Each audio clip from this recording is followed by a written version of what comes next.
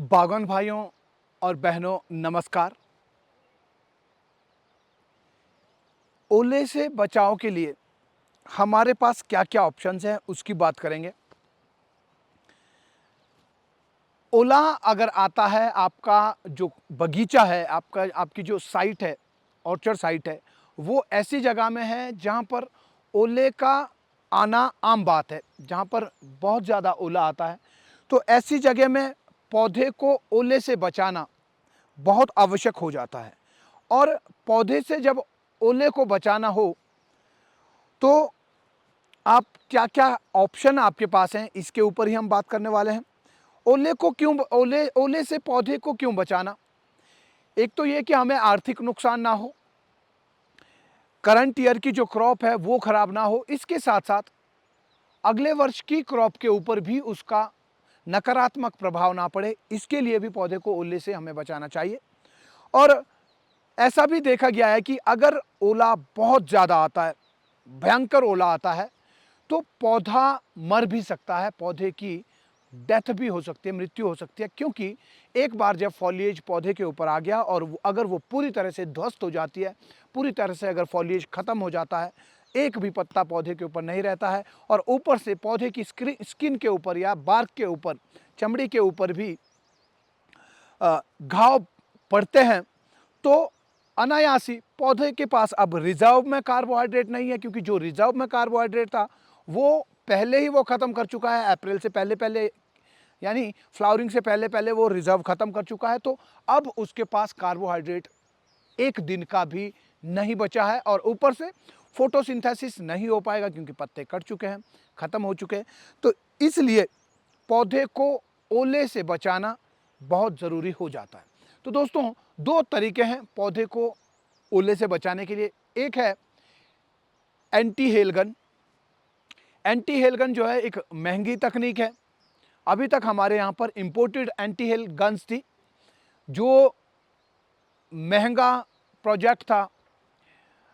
लेकिन अभी जो है आईआईटी मुंबई या किसी, मुझे याद नहीं आ रहा है कौन सी आईआईटी ने ये एंटी हेल गन बनाया है और उसका ट्रायल भी हिमाचल में हो रहा है। और जो सस्ती होगी, शायद 5-6-7 लाख की वो गन होगी। नहीं तो जो इम्पोर्ट होती थी गन, एंटी हेल गन, वो 30 से 35 या 40 लाख रुपए की गन थी और उसका रखरखाव भी बहुत महंगा था, कॉस्टली था। एक तो ये है। और इसके साथ भी अगर हम पूरे दुनिया की स्टडी करेंगे, तो पूरी दुनिया में पौधों को, बगीचों को ओले से बचाने के लिए एंटी हेल गन का प्रयोग नहीं किया जाता है। जो नेट्स हैं, इसी को ही सस्ता साधन माना जाता है और एंटी हेल नेट से ही पूरी दुनिया में बगीचों को ओले से बचाया जाता है। तो अब आते हैं एंटी हेल नेट की बात पर। एंटी हेल नेट यानी ओले से बचाव करने वाली ऐसी जालियां जो पॉलीथिलीन से बनी होती है। और ये जो पॉलीथिलीन है, ये यूवी स्टेबलाइज्ड होता है।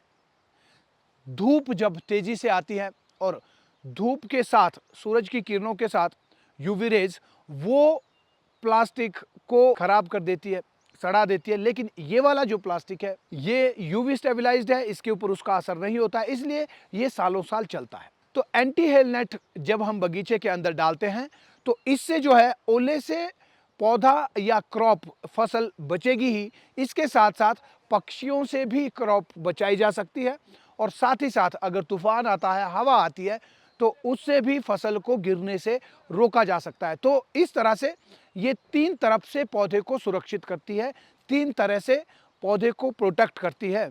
इसलिए नेट को हमें अपने ऑर्चर्ड में ज़रूर इंस्टॉल करना चाहिए।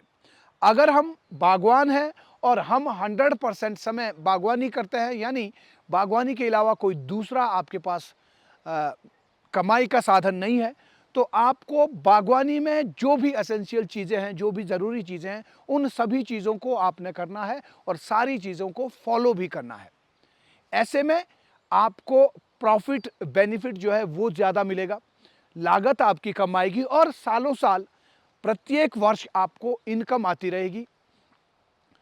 तो इसलिए भी आपको पौधों को ओले से बचाना है। तो नेट जो है, आप नेट का यूज़ करें। नेट की जो लाइफ है, अगर आप अच्छे से नेट डालने के लिए अच्छा स्ट्रक्चर अगर आपने बनाया है तो लगभग 8-10 साल तक आप जो है नेट का यूज़ कर पाएंगे। और अगर अच्छा स्ट्रक्चर नहीं है, ज़बरदस्ती नेट को ऊपर खींच करके डाला जा रहा है और उतारते हुए भी ऐसे ही कुछ हो रहा है, जैसे हमारे पुराने सीडलिंग ऑर्चर्ड में होता है, जो ऊंचे ऊंचे जो पौधे हैं जहाँ पर नेट चढ़ाना और नेट उतारना दोनों ही एक बड़ा प्रोजेक्ट होता है।